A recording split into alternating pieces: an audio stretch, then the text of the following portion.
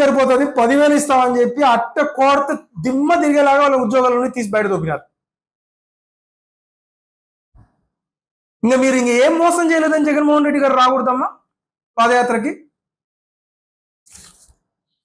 ఇంతవరకు ఒక్క కొత్త పెన్షన్ అన్న జగన్మోహన్ రెడ్డి గారు ఇచ్చిన పెన్షన్ తప్ప కొత్తగా ఒక్కడికన్నా ఇచ్చింటే చూపియమ్మా.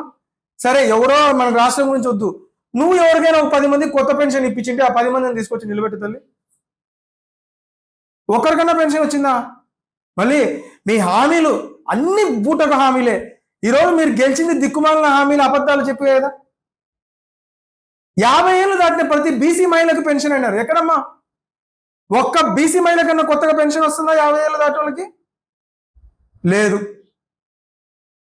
ఎక్కడ చూసినా 18 ఏళ్ళు దాటితే మహిళకి అమ్మా నీ ఇంటికి 15,000 అన్నారు. 15,000 ఇచ్చినావు తల్లి.